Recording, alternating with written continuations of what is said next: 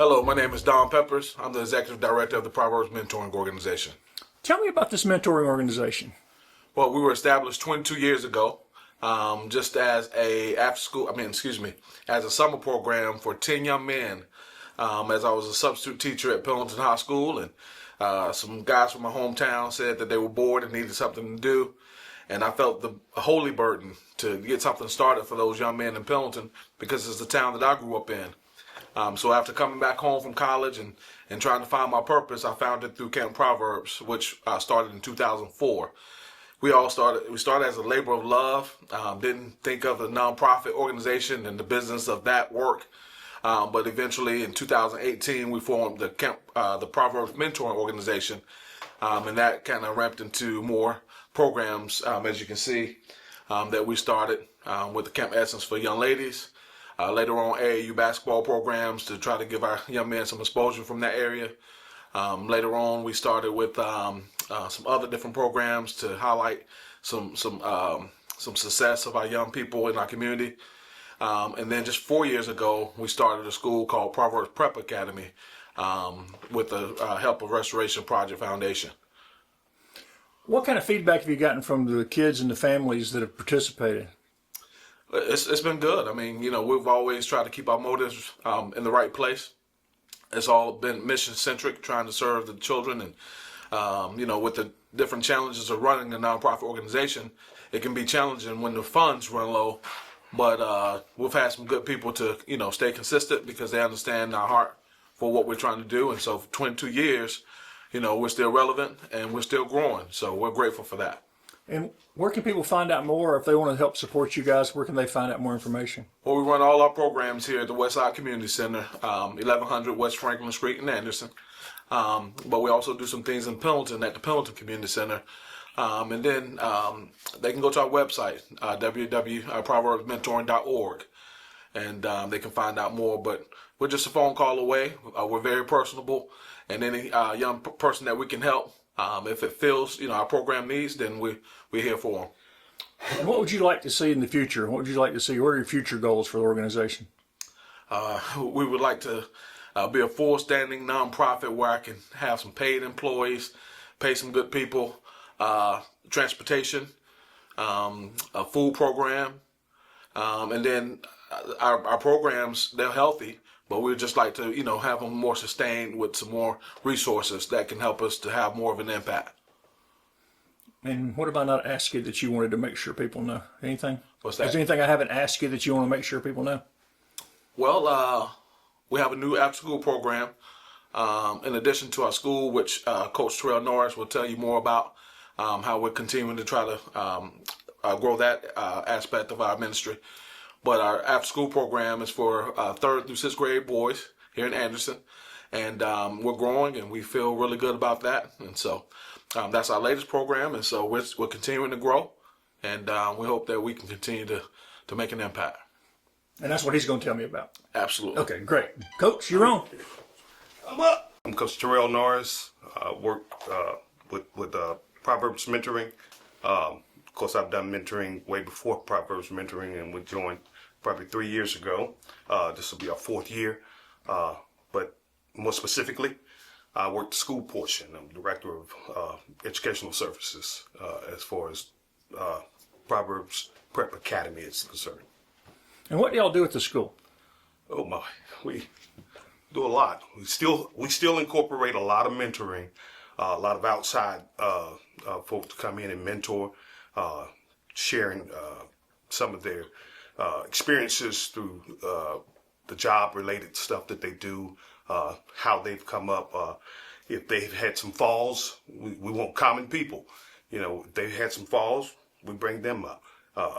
We let them tell about how they came up, and then also in the form of school, we're trying to move in a direction where we become more of a trade school. Not that we don't support dual enrollment and classes and stuff like that to support college. However, we have a lot of kids that they don't look forward to college, and college is not for every person. However, we want to make sure that we offer something to every kid, so some of the mentorships that come through. We're working on electronics, building trades, culinary arts, cosmetology, those sort of things, and then we're in a new stage, and so we have to move into technology as well. And so that is changing day by day. I think it's the megatronics. So we're trying to partner with Tri-County Tech on some of those things so that we can better serve some of our students. You said you've been involved in mentoring a long time. How important is mentoring in the lives of young people? In the lives of young people with mentoring, they think they know because that's just the way their mind works. And so having someone just a little bit above them that can explain something a little bit different, give better advice, make them understand something through experiences that they've had. I've heard this old saying, a smart man learns from his mistakes, but a wise man learns from the mistakes of others. And so what we try to do is make sure that we bring a lot of other people in to help support what we're trying to do as just two people here. We're mentoring. Our mentoring goes farther than just this little room or this building. It goes out into the community with the support of some other people, some other coaches. We partner with Anderson Cavaliers, both football and basketball. And so the coaches right there helps us a little bit as far as mentoring with some of these kids. We go out in the football category on the field, mentor, basketball category, and mentor as well. Why was it important for you personally to get involved in this? Kind of felt like I was born into it.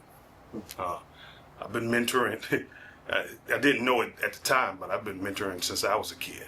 The things I didn't have growing up, I'm able to see that day in and day out. The help factor is, can I show you something that I went through that I was able to overcome? So I try to make sure that every step that I take in one kid's, direction or on their behalf helps them to get past something that they didn't think they could get past. There was a lot of things that I didn't think I could get past. I became an adult and didn't realize that I'm not a man yet.